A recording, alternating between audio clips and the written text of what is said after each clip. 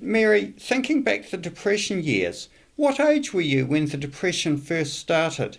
It'd been 1920, what, John, can you remember? 28. 28, I'd have been 6.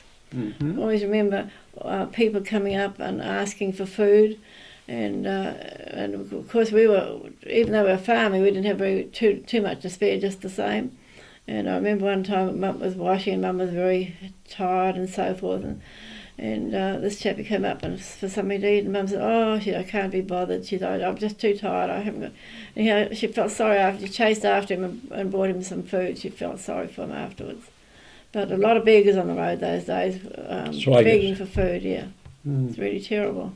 Mm. Oh, and how did those days affect your family life? I think it made you closer together, I think. Made you, yeah. Mm-hmm. Yeah, made you closer together, yeah. And what were some of the things you had to do in farming in those days to cope with the Depression, John? Well, wages were very low, but I don't know, we just seemed to carry on. We were more fortunate possibly in Mary's parents. My dad, I think, not criticising it, but he was a better farmer, and a better manager of money. He'd run a business before, and he was an ex-auctioneer and lost his voice, so he had a lot of business experience, and he was a good bookkeeper, and possibly had more money than Mary's parents had. But I don't think the Depression hurt us as much as it would have Mary's people. Mm. But actually too, Mum felt very proud in one way because a lot of people, the farmers round about, they couldn't cope and they had to get government help. And the government paid them so much a month to keep them. Keep them on the farm. Keep them on the farms. But Mum and Dad, they stuck it on and they didn't need any help. Because Mum was a very versatile person. She always made her own clothes.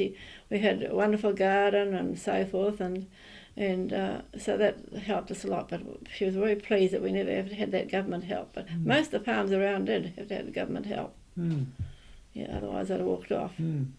What sort of family transport did you use during the Depression years? Oh, well, we would have had, we only had a horse and buggy to start with.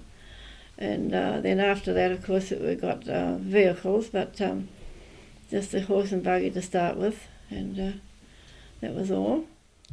Thinking forward now to the years when you had a family, Mary, can you tell us about some of the experiences as you brought up the children?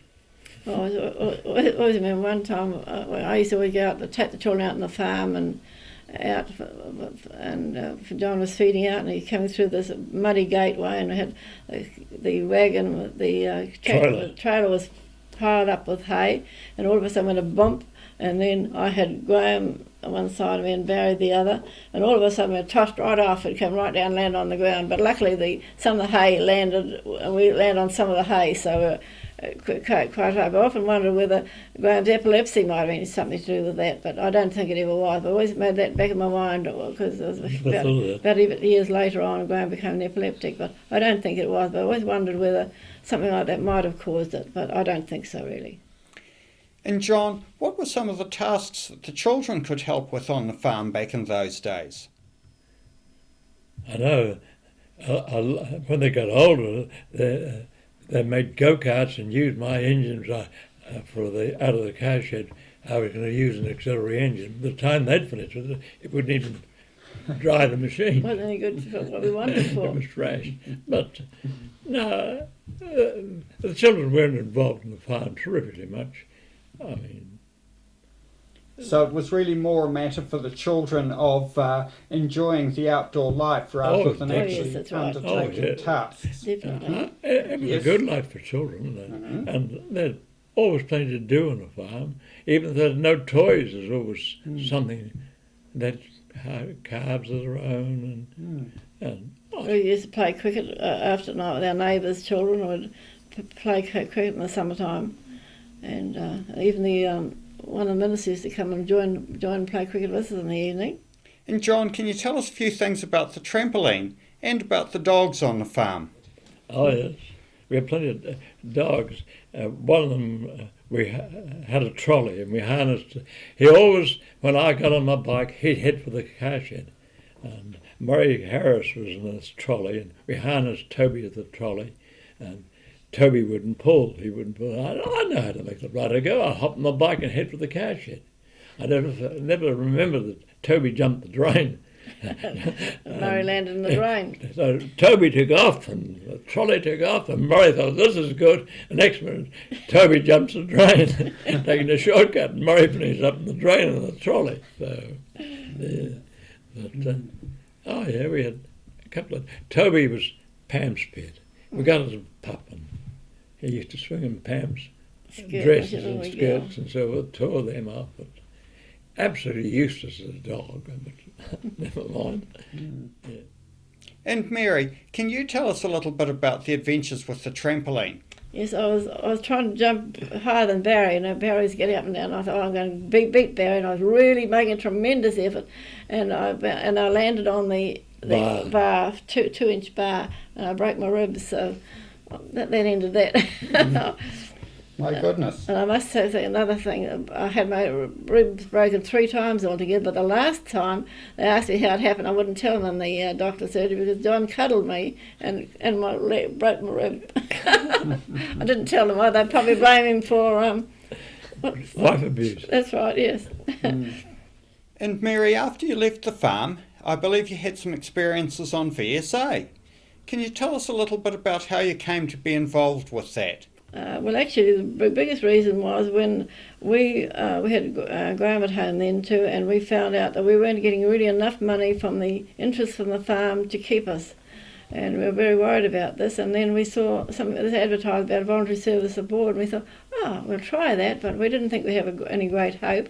So they were called down to Wellington, and we went through different stages, and they asked, then we went to a committee, asked us different questions and etc. And anyway, I thought to myself, well, we haven't got a show of getting anywhere here because a lot of people seem to have far more education than we had and so forth. And we thought, oh well. But anyway, so surprisingly enough, we were called and we found out that we were interested in on a farm in Samoa to try and teach students how to do practical farming, and so we got involved in the end there.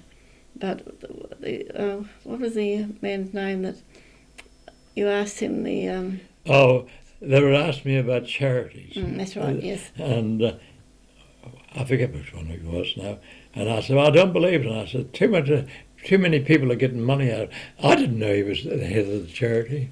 And I saw all the faces look at me. I didn't believe in it and so forth. And I thought, well, that's blown it. But he asked me why I didn't believe it. I said, well, I think too many people are getting a cut before it ever arrives there. And I said, half the time these things go over to Africa or India and they land up in some big jugger's warehouse and he makes a profit and the poor old person is supposed to get it never get it anyway. Half these things.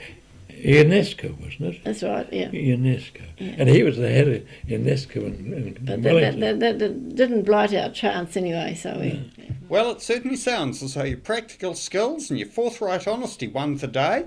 What were some of the things that you did once you got over to Samoa, John? Well, the first thing we had to do was make a Catholic farm pay.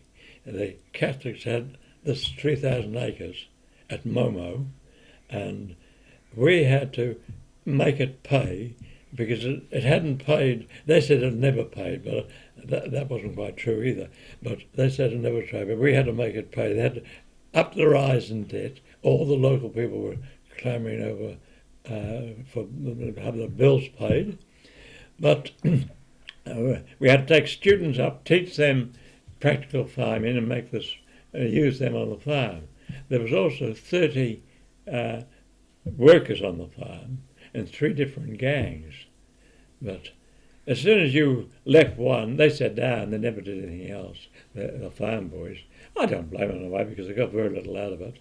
But the milkers worked pretty well.